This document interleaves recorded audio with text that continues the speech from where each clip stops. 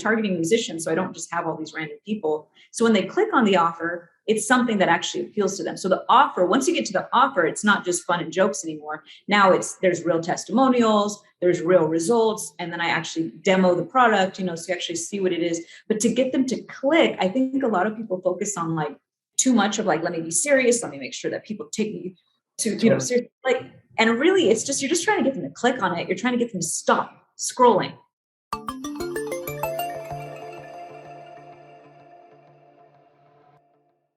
Ladies and gentlemen, welcome to Performance Marketer. Today we have a special treat. We have the wonderful Kristine Mirelle. She is a professional musician. She's traveled the world.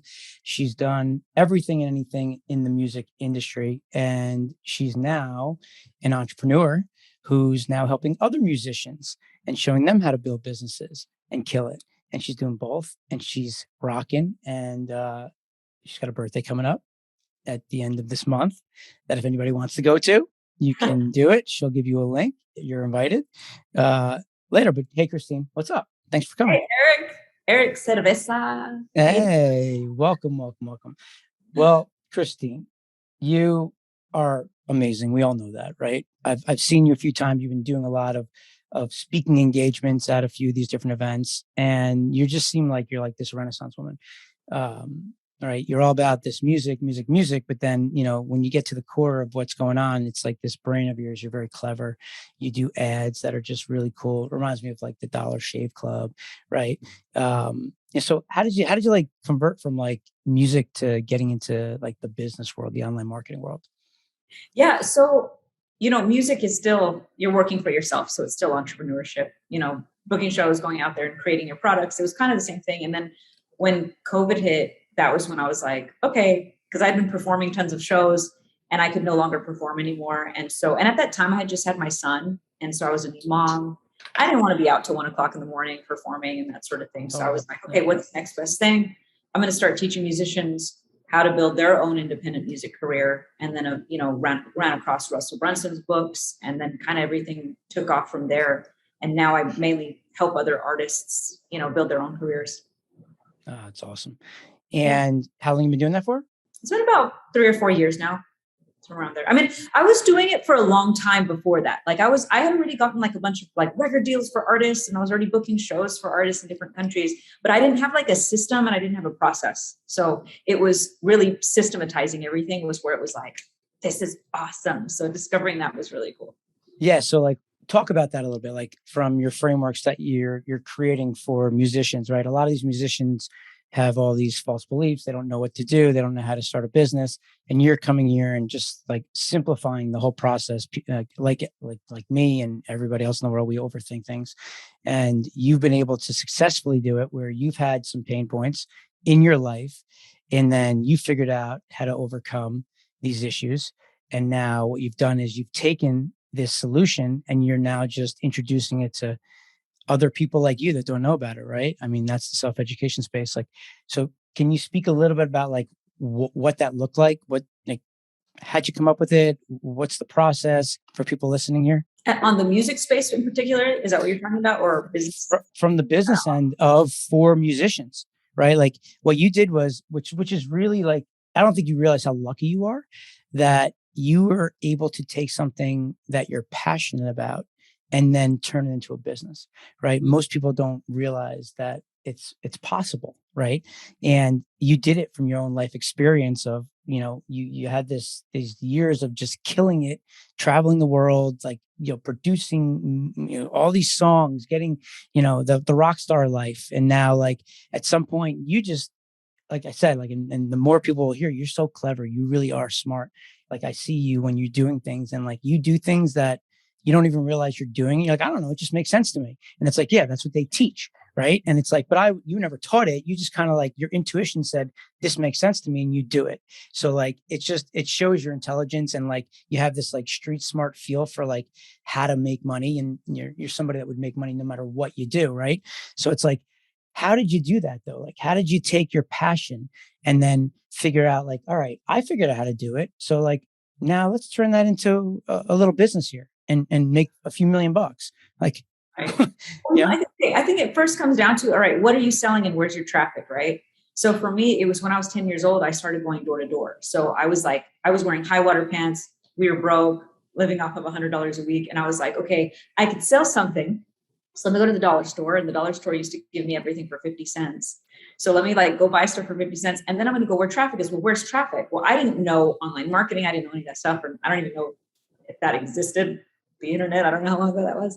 But I started going door to door. So for me, it was, how do I reach people? So it's like, okay, let me go door to door. That same principle, like, just kind of carries over in every business, right? So it's like, where's the traffic? And then what are you selling? And then how do you find that perfect customer? So for me, I was selling candles and random stuff. But as I got older, it was like, okay, music is all that I've ever done. So music is like my life. I never known anything else but music.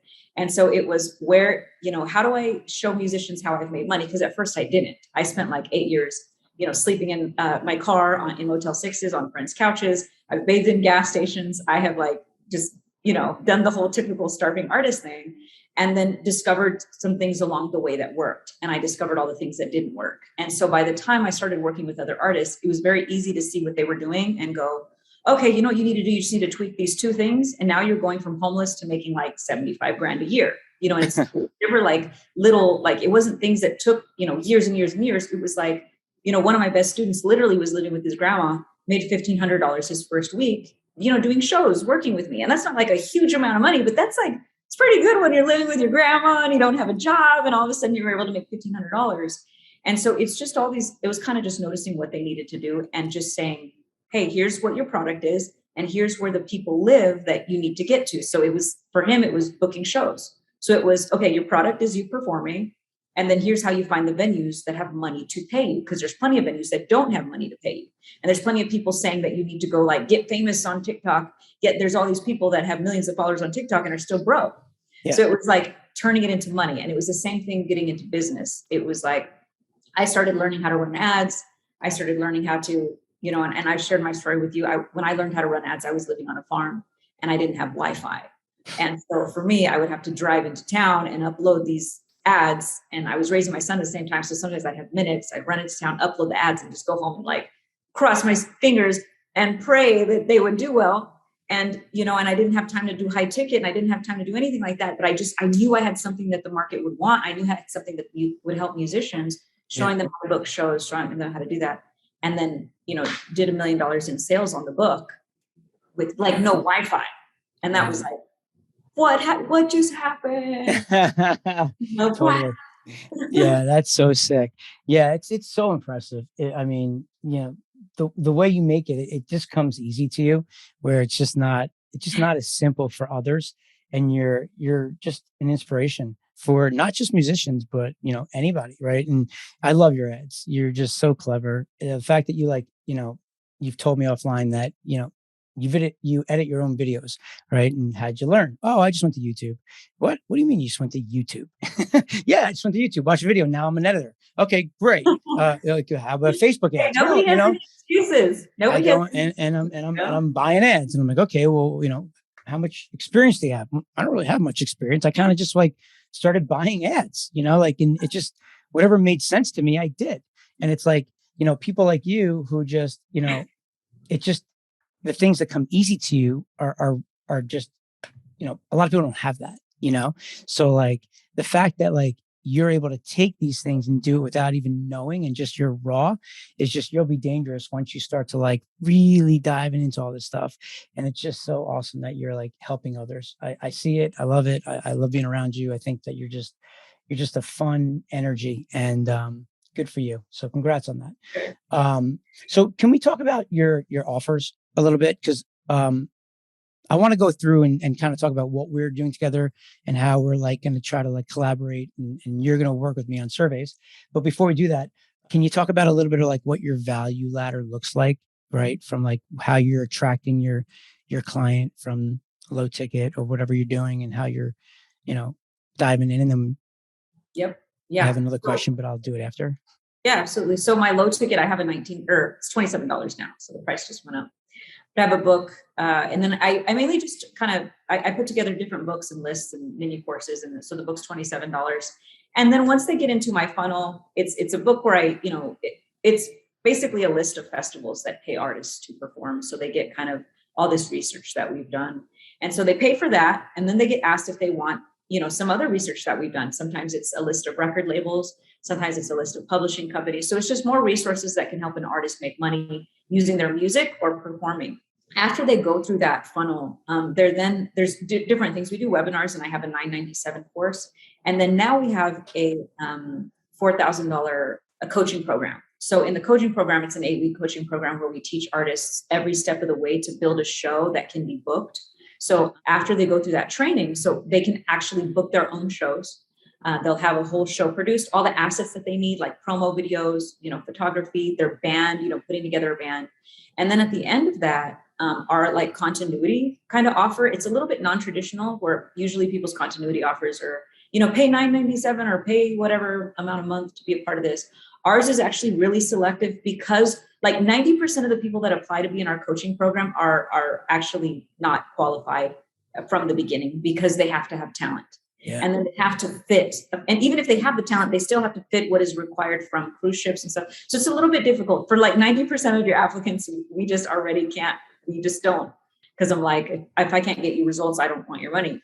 So after that, after they go through that, our continuity offer is actually more based on more performance on our end. So we have an agency, and we book artists on cruise ships, we book artists on casinos all over the world. So we book in many different countries. So once they go through our training, they're able to, get qualified, certified, and they have all the assets that they need. We can then book them all over the world, and then they can perform for life. And we get a percentage of, what we book them for. So everything at that point, like our continuity, is all performance-based, but we need to get them to that point where they're even like in a position to where we can even book them. Because just because you're talented doesn't mean that you can be booked. So we train them through that process, and then we can actually book them for the shows.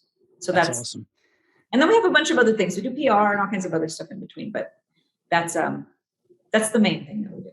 Yeah, that's amazing. So you have the book on the low end, you get somebody to come in, they start to use the list, then you're upselling them into some $4,000 training or coaching program that's 8 weeks. And then if they want to continue on with you, then you have a team that helps book them, right? So that's kind of like your value ladder of how you're making your millions and millions of dollars. And all the offers are great, but there's something you said to me that I think is important that people should hear, which is you do have to have a good offer, but you're really like an expert on the ad side of what you're doing. And you've always said that, the ad is equally as important as the offer, or at times it could even be more important, right? Of how you like capture the audience and get them excited on whatever that offer is. Can you talk a little bit about that? Because I know you've had some speaking engagements and you've taught people about the ads. You don't necessarily, put full focus there, but you could if you wanted to, right? In any business in the world, people are bothering you all the time to come buy media for them, and you got to push them away, right? So it's like, talk a little about like the ads and why that's been so successful for you. What really made me understand how important this is when I was living on the farm with no Wi-Fi, I knew that I couldn't rely on organic traffic. I knew that I needed something that people were going to click on, they're going to engage. It was going to stop them, because people are scrolling. And when people are scrolling, they're seeing like, Kim Kardashian got eaten by an elephant or whatever, crazy stuff. So you need something that like stands out. And so for me, it was, what do I do to get people's attention? Because if I can just get them to the offer, I know that what I'm offering is amazing, but if they don't even know what the offer is, how can they buy it? So for me, it was, how do I do that? And so it was like, I got to be different. I got to catch their attention. And for me, what really hit me was make them laugh. Like that was it for me. If I just make them laugh, and sometimes that's, being funny. Sometimes that's being like really like shock value. Sometimes that's just like them going, I can't believe, they did that, or I can't believe she did that or said that or whatever, like she's ridiculous. She's like one of my biggest ads. My brother's literally sitting on a toilet, and, I'm talking to my brother on a toilet, and it's just ridiculous. It's absolutely ridiculous. I'm juggling, I'm pushing a lawnmower. Like none of it has anything to do with music at all, but I somehow tied it all in. And then said, by the way, if you want to perform at festivals, here's my book. Like it doesn't even make any sense. And so people are going, what is this? I have to look at this. And my targeting, obviously I'm targeting musicians, so I don't just have all these random people. So when they click on the offer, it's something that actually appeals to them. So the offer, once you get to the offer, it's not just fun and jokes anymore. Now there's real testimonials, there's real results. And then I actually demo the product, so you actually see what it is. But to get them to click, I think a lot of people focus on like too much of like, let me be serious. Let me make sure that people take me to, seriously. Like, and really it's just, you're just trying to get them to click on it. You're trying to get them to stop scrolling. And so that's what I learned. And then also because, again, I couldn't be posting frequently. I was out on a farm with no Wi-Fi. So I had to create something that people are going to click on and that I could just put my credit card in and say, okay, Facebook, spend some money and make me some money because, it's like a cash register. You turn it on, you go to sleep, you wake up and you're like, oh my God, there's like actual like real dollars in my bank account. So between like a video ad and a static image, do you see a difference in performance? So I've tested just a little bit of the static ads. I'm going to say that on my end, video ads have always like way outperformed static ads. But I'm also going to say that also has to do with like, the performance of the person. Because if the person does a bad performance, then obviously, if they're sitting there and they're reading from a teleprompter and it's boring and, and the lighting is bad and there's, the audio is bad, then they might not have the same, results. But I've tested probably, I even like lately, probably the last 6 months, I didn't even use static ads at all. I barely started testing them again probably 2 weeks ago. Just because I was like, let me start testing them again, just because the difference was so dramatic. The difference was like way higher when I used video ads. And also as a brand, it's like people want to trust you. They want to know that there's a face.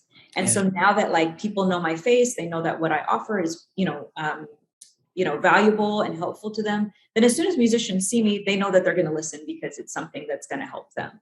So that's what I also think, if there's a face of your company, use that face, like use them. Yeah.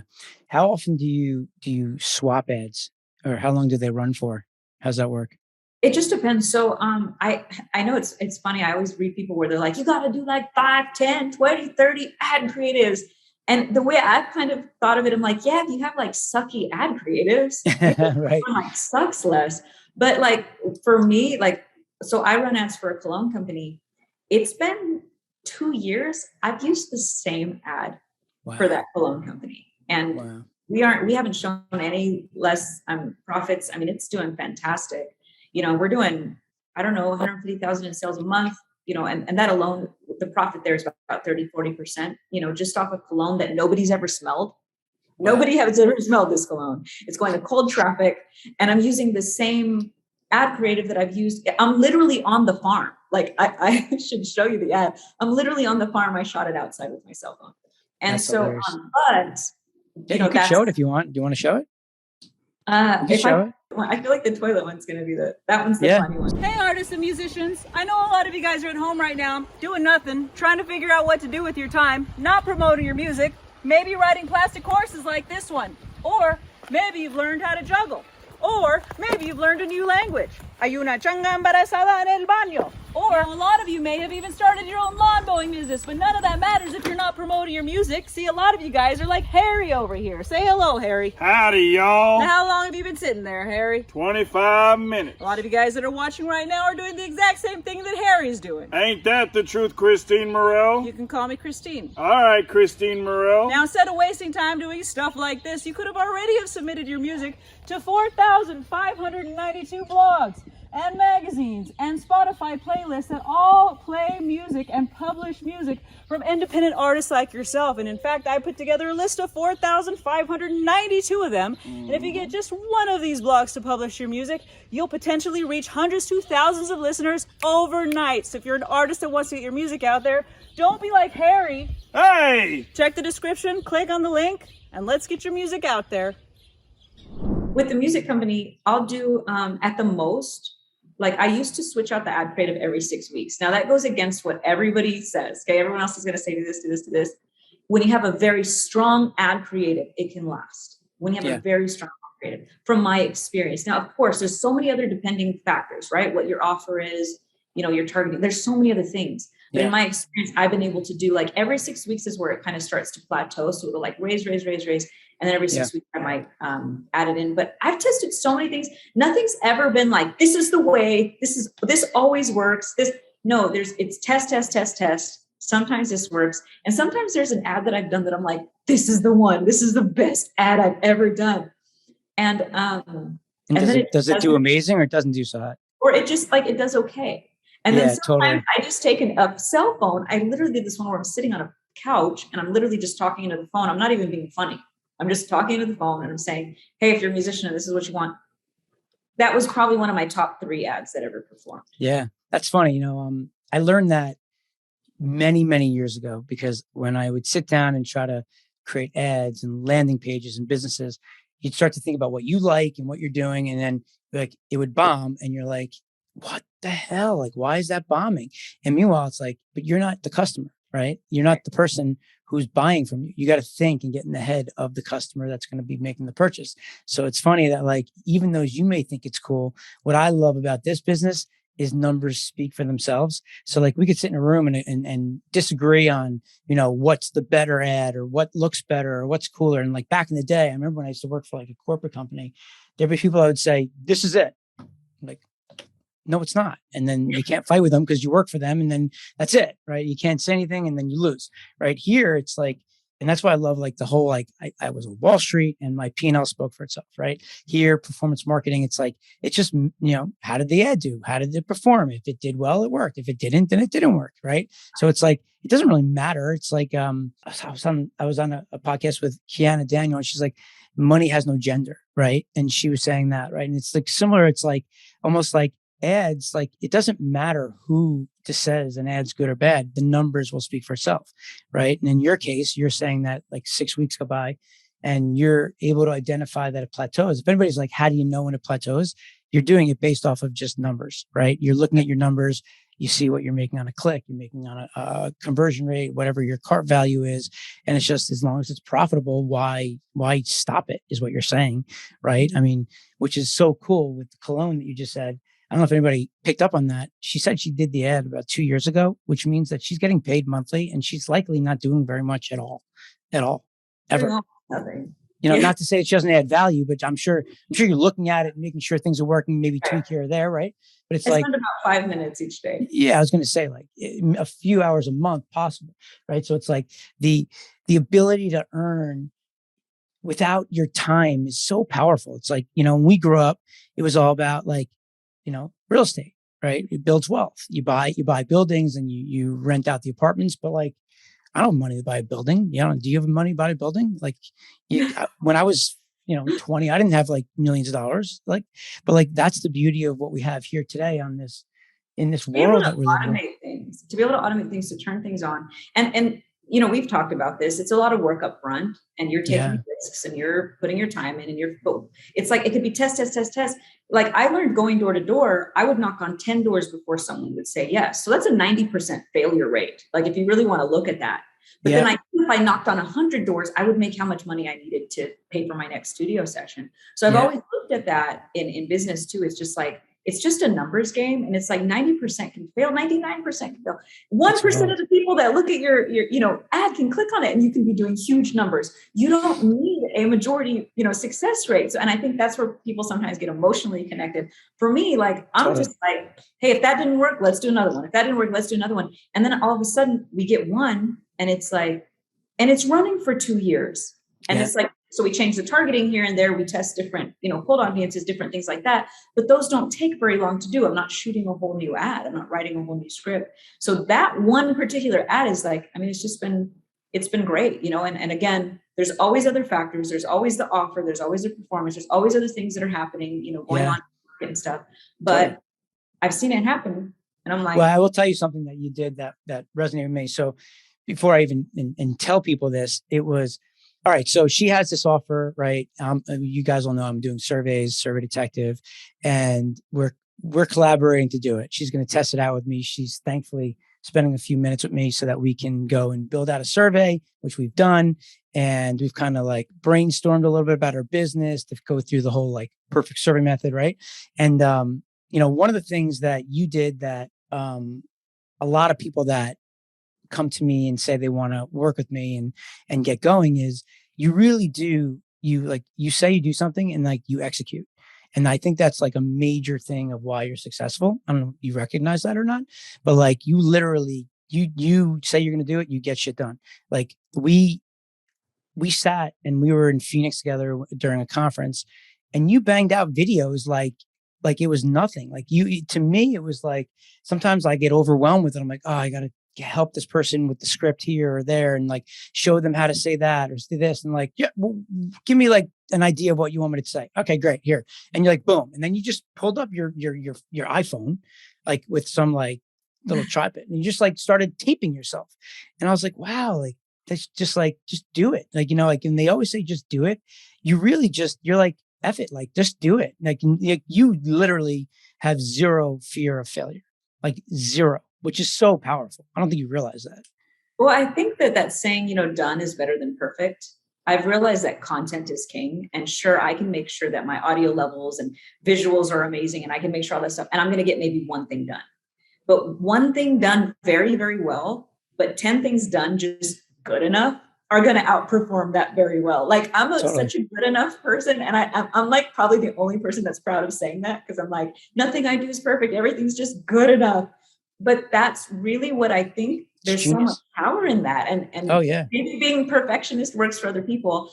I just think, no, you just put out as much possible. Because I mean, for the most part, I think people, sing, just different sides of you also sing that you're human. There's a lot of power in that. There's a lot of, and freedom in that people go, okay, well, if she's just here talking to me, like she's a human, you know what I mean? She's not perfect. And so, like you said, like just, okay, let's just get it done. Like, I just want to get it done so I can move on. I will tell you, I've been in business for, I started my company now in 2008. I still today struggle with what you just said. There are times it's like ebbs and flows where like I'm procrastinating, I'm doing something, and I'm like, I kind of like get into the weeds of it. And then like I'll go to sleep and a few days go by and I'm like, what am I doing? Like, why am I like, it's like, just do it. Right. And it's like what you did really resonated with me. And it's like, wow, like I could see why you're successful.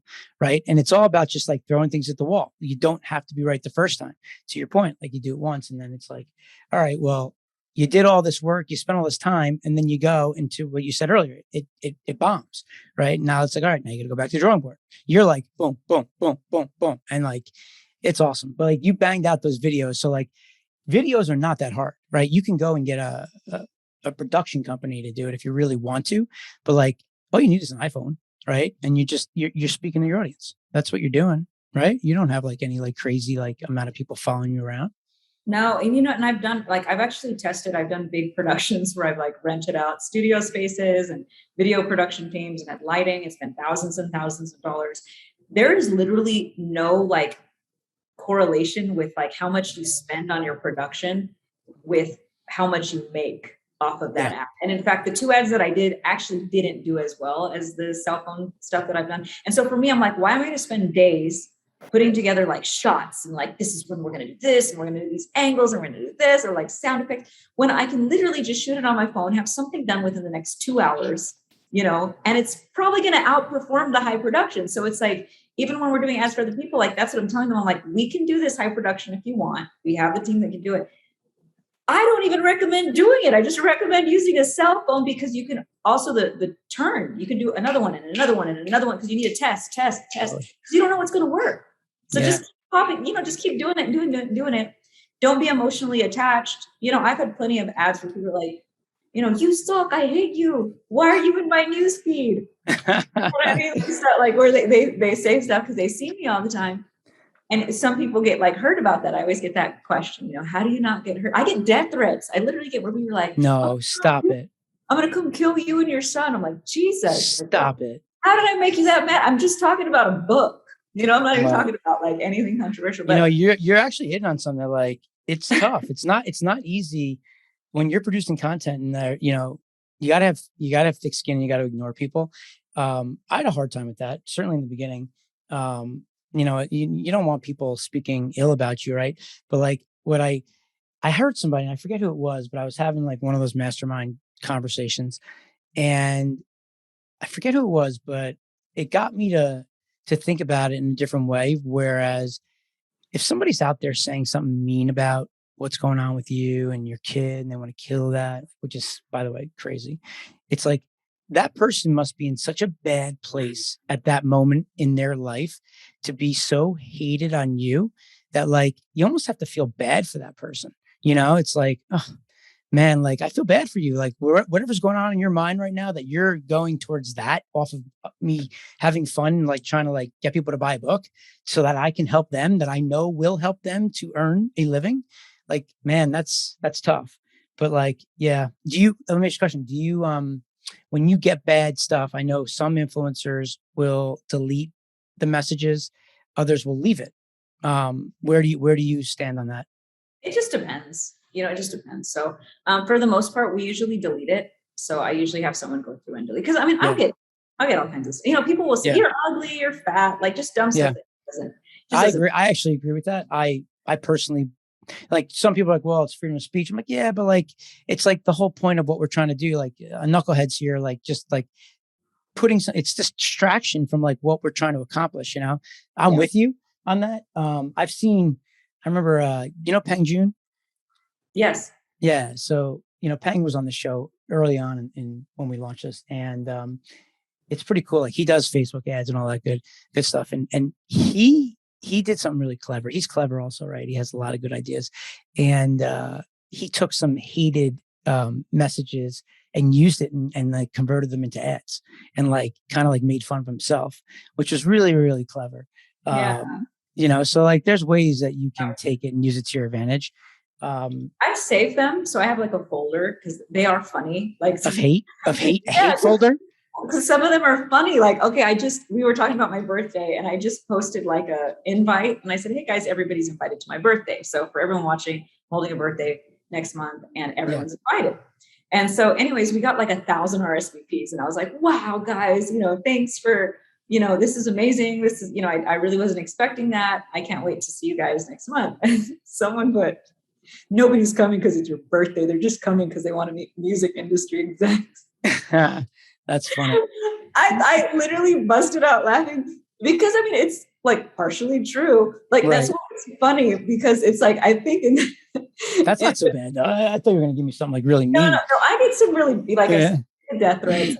You're a scam. I get the how dare you try to take advantage of these friends. I get the But isn't that the point though? Aren't you trying? The whole point of throwing a party is to entertain people, right? Isn't that the point?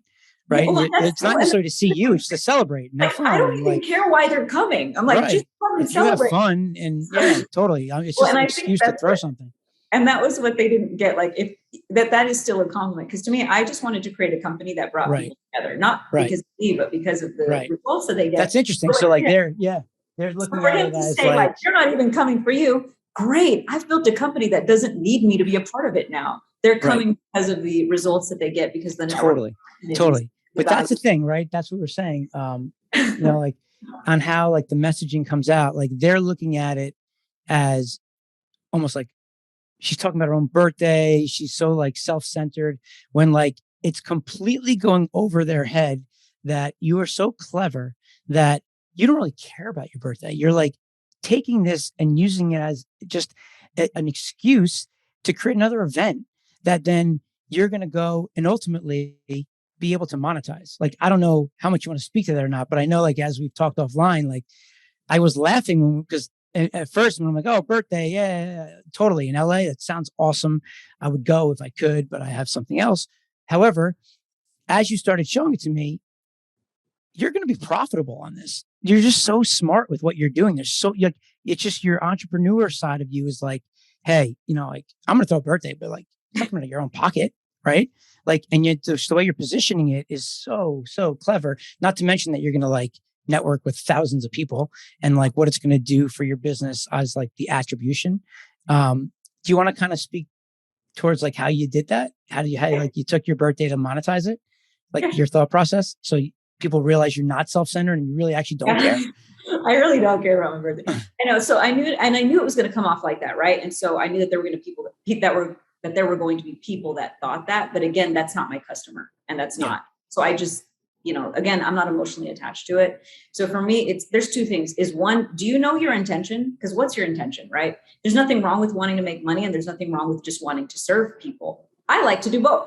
I like to serve people and I like to make money. And I believe that I bring so much value into musicians' life that yes, that's something that I should be paid for. And so it's awesome. That's why I love my company so much, because I know no one else can get better results in their music industry, than with me. If they're trying to book shows, I am the one person on this planet that can change their lives so quickly. So I'm always so excited about that. And because I know I can create transformational life value in their life, I have no problem charging them for that. So with my birthday, it was just an excuse. And I actually say that in even my videos that I said, guys, it's my birthday, but really this is just an excuse to get y'all together. And I've told everyone, like, one, I negotiated with a venue, and so we're selling tables. So anybody that wants to, get a table, they have to pay for a table. It's also free to the rest of the public. So anyone else can come in, they have to RSVP. So we're getting, emails, and we're also able to segment those emails as people that show up to live events, because I do live events. So now we have a little bit more data and segmentation within our email list. And then whenever they come in, I'm not pitching anything, I'm not selling anything there, but really my intention was just to like get to know everybody, have fun, and have a good time, and get an excuse to bring people together, because I really love my community. But at the same time, I'm not an idiot. I know that like bringing people in, I'm nurturing relationships. Some of my affiliates are flying in, people that I've never met in person are coming in, people that I wanted to work with from different record labels are coming in. And it is such a beautiful environment to have them in this like amazing, venue where there's going to be live entertainment and aerialists and violinists and like singers off of like American Idol, and musicians who tour with Beyonce and Justin Bieber. And I mean, just the most exceptional talent. Like, what a beautiful way to nurture relationships with your customers and with potential affiliates and with potential collaborators. So overall, it's just like a win-win. At the end of the day, for me, it was, I just want to throw a party, but I never do anything unless it makes sense for my time as well. So it's just like, okay, well, how do I make this worth my time? And make it worth everyone else's time too. All these aspiring songwriters and producers get to show up and meet like heads of record labels, A&Rs for record labels. Like, their life can be changed by showing up to my birthday party. That's amazing, and it's happened over and over again. It's like, I introduce this person to this person and this person, and now all of a sudden someone's getting their music on film, and now they're getting paid. It's like a win-win for everybody. So that's so cool. Kind of how I see it. Making connections. It's so smart. And you're like, it's everybody wins, right? If everybody wins, have fun, you can network, you can make money, you can enjoy yourself, and maybe you could buy her a gift, maybe if you want, you can bring something. It was so cute because some people are flying in from other countries. Like, it's no way, really? Yeah. Wow. Like up from Africa, we have people coming in from Alaska. And they want to bring a gift. And it was so funny because I was like, do we put that on the frequently asked questions? I don't want anybody to feel like they need to bring a gift, So I put, guys, your presence is literally more than, a gift, more than a gift. It's more than enough. But people are so kind. I have a really cool community. Musicians are amazing. That's so awesome. They're a bunch of hippies. I know, and you're not coming. So bummed. I'm so bummed. It's so, and the overlap. I would be there if I could, but I can't. So it sucks. Had to have something going on. But hopefully, are you going to stream it? Maybe we should stream it and let people watch it and charge them for that. No. Dude, why not? Let's get somebody to sponsor it. Dude, there you go. Let's do that. Oh my God. For the birthday party, I didn't want to, like, as much as it is profitable, I didn't want to charge too much. Like, that's why it's free to the public. It's free to the public. So if you don't have the money, come anyway. Yeah. But if you want a table, that's where, they're paying. So, I mean, I don't want to do too much. I don't want to be like, buy this. And I have no problem selling. I sell all the time. But no, we could do it. I would imagine somebody would want to sponsor the event, right? Like, we could find somebody that would pay for it. In the future, we're going to go down that route. Right now, I just, this honestly was really an event that was like, let's throw it. There's no reason why we can't make it profitable, but I don't want to focus on I'm not trying to make a ton of money. I'm trying to make money off your birthday. Yeah, I'm not trying to. Let's do it. Off my birthday. It's so funny. I just wanted it to okay, it makes sense for providing an opportunity, and then there's minimums with the venue that we have to reach. So we have to sell so many thousands of dollars worth of alcohol and food, and so rather than it come out of my pocket, it made sense to sell tables so that. Love it. All right, so do you care? Do you mind if we kind of just go over quickly like how we got to the survey and talked about it and came up with an idea together, just so like people can kind of see like the evolution, and we don't have to go through everything, but just like high level kind of like backtrack of, all right. So ultimately ads, right? Videos, you're out there, you're trying to grab the attention of a user, and you do that in a lot of different ways, right? My idea is you do it with surveys, right? And I have my whole little fun play. So, by the way, surveys, quizzes, assessments, whatever. You're just asking people questions. I want to be really clear on that. I think like I named this thing Survey Detective, and they're like, oh, well, let's do a quiz instead of a survey. And I'm like, yeah, from my perspective, it's just the result of you being able to ask questions, get answers, let people self-declare their problems, so that then you can figure out, okay, how do I help them? And then give them a solution, right? But so we started sitting down and talking about it a little bit. And, the way that it works is we're trying to get somebody to take an action, right? Like people, like I think people make mistakes when they like do these fun things. They don't recognize that you can have fun, you can entertain somebody, give value, and also make money. And I love what you said earlier about that, because like I hate the people that pretend like they just want to serve and don't want to make money. Like, who doesn't want to make money?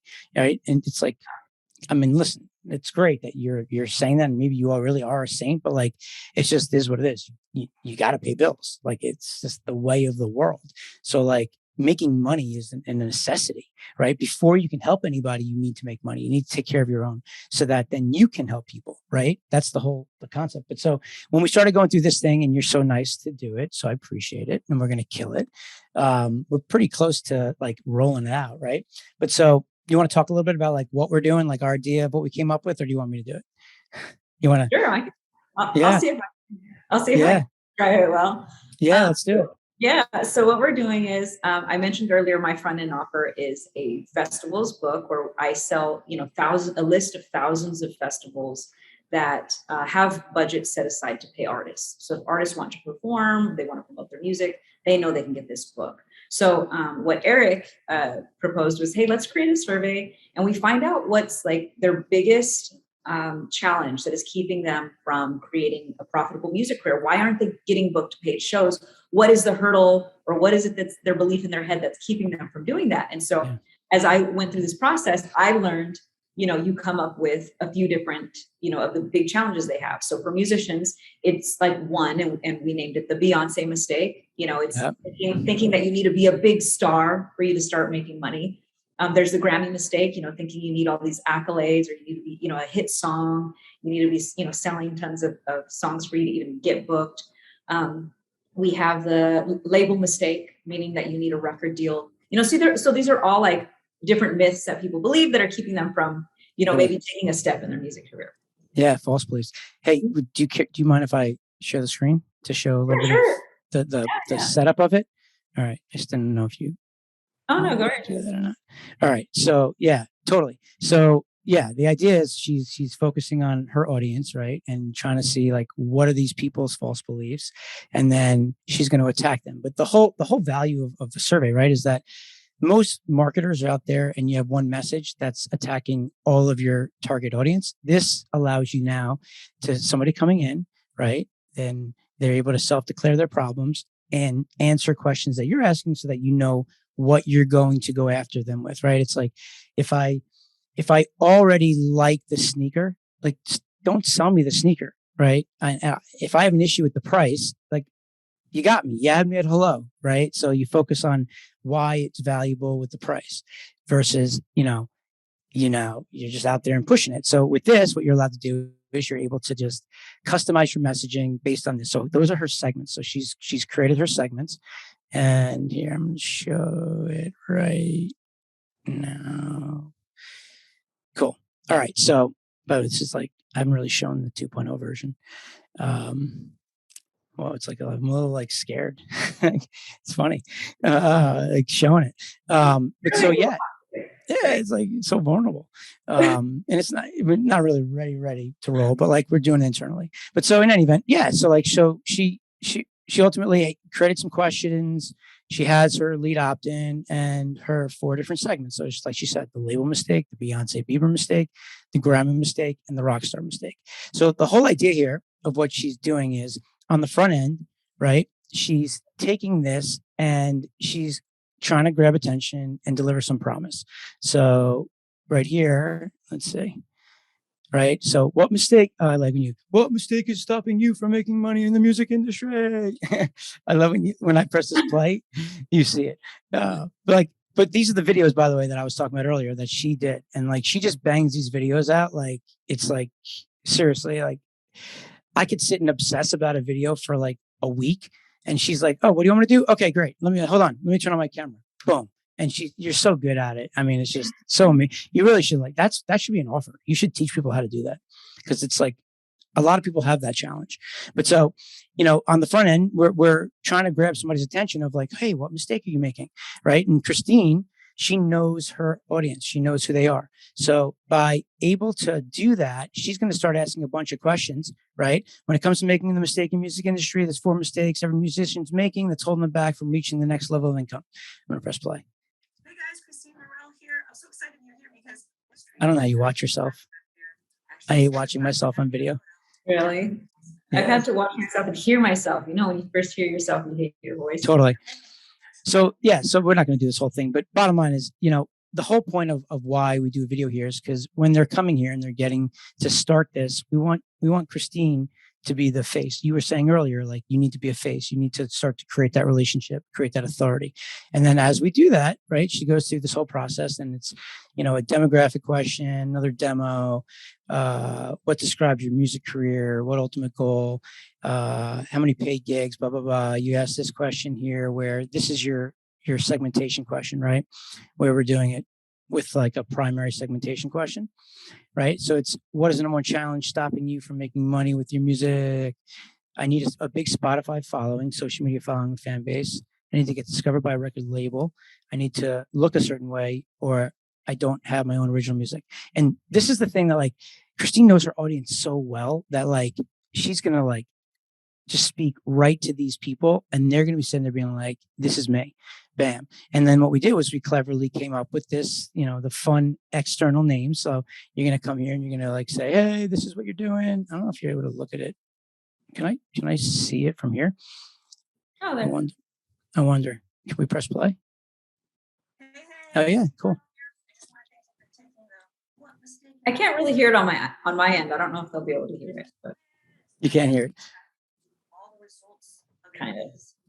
All right. So never mind. Like, this is the part where you land on the opt-in page afterwards. Each one has their own segment, right? So the label mistake, the Beyonce Bieber, the Grammy mistake, and the Rockstar mistake, right? So the whole goal here is we're trying to get people to just sign up, right? We're trying to get them to opt in. We're creating our curiosity so that then we can land them on the outcome pages, right? And on the outcome pages.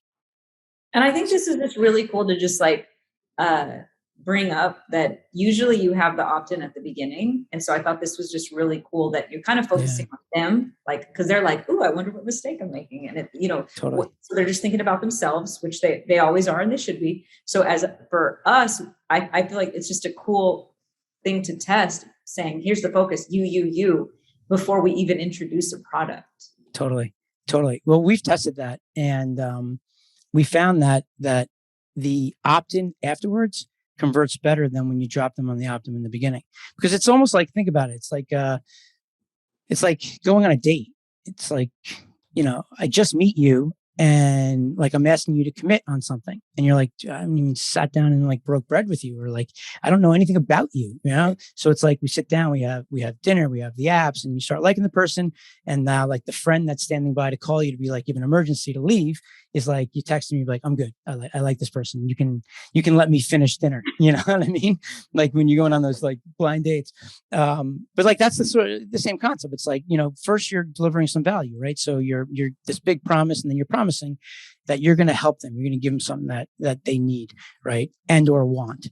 And then you just do a killer job here where they're all like just set up with the label, the Beyonce, Bieber, the Grammy, the Rockstar mistake. And the goal here is that you're going to start to talk to them and give them some value, right? Before we do anything. And then at some point, and we're not going to play it here. So what we'll do is, maybe we'll just put the link in here that if anybody's listening, they can totally go through it themselves. If you are a musician, by the way, you should definitely do that, because there's just money sitting at the end of the rainbow. But if you want to just see how she's doing it, and like how clever she is, and just how she positions it, it's so good. And that's what I love about this, is that, like, I know up to a point, but I need people like you that are so smart, way smarter than I am, way more creative than I am, to like, once you understand it, you're going to do just so much amazing things with this, that it's just going to like, I'm going to feel like a coach, like so proud. I'm like so proud that like, yeah, like you did it, and like, I really do nothing. Like I can't take any credit for it. You're just doing you, and it's awesome. But so ultimately she gives them all that information. She connects, she relates, and it's all customized. The beauty of it is you're creating perception, right? You're creating perception that the offer that you're about to offer to them is set up for that specific person, and it never changes, right? That's a really important thing that people like, they just miss, right? Like when you go into the Apple store, right, you can go buy like the computer that is $3,500, the Mac, and that Mac's like, focused on like someone who has a business, right? Or you can go get the Mac for the kid who's going back to college. It's $997, and you're like, oh wow, well, that's a student computer. It's the same Mac, right? It's just the positioning of the product on who they're targeting and how they're positioning the product, but it's the same Mac. Bells and whistles in the bigger one. Maybe there's just more memory, right? Or like it's a little faster, but it's the same thing. So in any event, it's pretty cool. And from here, the concept is we have a business, and you're going to send them out. You're going to go and get them to go to some of these pages, and Well, I think like, just like what you said, for anybody watching, it's going to the same offer. So no matter whatever their challenge is, it's not like we have all these different offers that we've had to create. It's the same offer. But like on my end, where I usually run ads, I might approach people's different challenges on the front end. So my ad might be like, hey, do you think that you need to have a big, following for you to do this? Or do you think that you have to be a certain age? And I might have to have 5 different ads attacking the different pain points that they have. But what's really cool about this is, instead of having to create 5 different ad creatives, you just do one, and then you just have, and it all goes to the same product. I don't know. It's just a really cool, it's a totally different way of looking at it. And which is so much fun too. But if you also think about it, right? Like by the time you buy an ad and you do an awesome video, they click, they land here, right? By the time someone would get to this page, if they've clicked, you've established like your genius, your authority, your influence. And like, these people are like, man, I dig this. Like she gets it, totally gets it. I want to be around this person. I believe. And then you get here and now you're selling your product, but it's like, you've already kind of nurtured them in some capacity, because they've been there for about, maybe 120 seconds or so. And if they really do sit and listen to your videos, then like you're creating a relationship, which is so awesome. And then we're driving traffic here. And the whole goal is we're going to drive traffic, get people to sign up. Once they sign up, we're going to link them out here. And then, the concept is, how much does it cost to get the person there? What's the cost per lead, which is on the sign up on the opt-in. Then on the link out here, we're going to try to generate revenue on the first visit. But that doesn't mean that we stop there, right? There's a follow-up. There's the nurture sequence. Ideally, if you could break even, it's awesome. If you're profitable, oh my goodness, that's like, it's like a business before you even get started, right? That's what I do, right? That's why I kind of joke. It's like the lead gen business and like the info product, the high ticket. But I'm pretty excited. So we're getting started to do this, and we're going to start to and see what happens. And if it doesn't work, we'll go back to the drawing board and we'll change it. We'll tweak it. We're going to optimize it. But everybody, you can see how awesome Kristine is. Like it's going to work. I know it's going to work, because even if it sucks, everything else, it's just like you said, like you're just fun.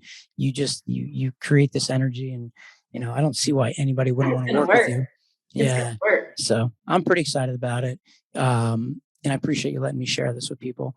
So I appreciate you being here. I know you're in New Mexico right now, right? I am.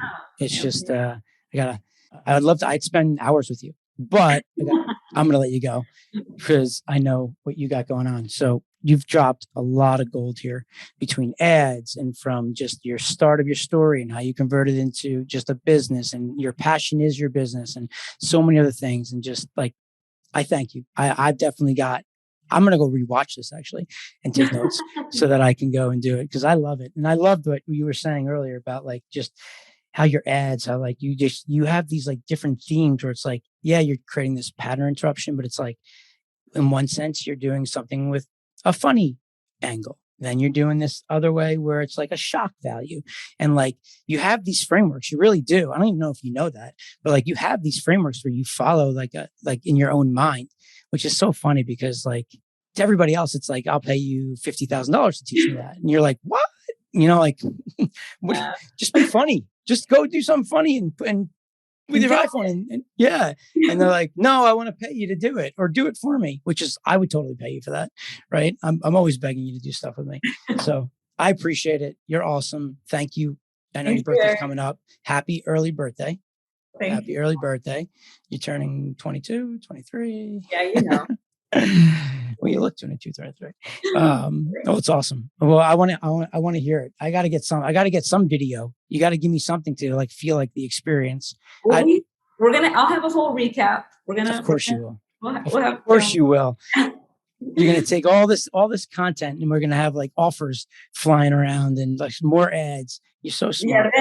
Exactly. Then you'll see the content I'm going to use those for ads. Which is so true, by the way. Like, I think that's something to recognize. Like, a lot of her content is just her living her life, right? And then based off of her living her life, she's able to record it and then turn that into just content so people can relate to her and see how awesome she is. And then they want to work with her. It's really, really so smart, but it's great. And that makes it so much easier rather than people sitting around and be like, well, what should I do today? What kind of content should I create? And it's like, you're doing it already. You're doing it. Just do you, right? So that's awesome. So I appreciate it. Thank you so much. Thank you, Say. Thank you, Eric. Appreciate you. You rock. All right. See you later. Bye-bye. Bye.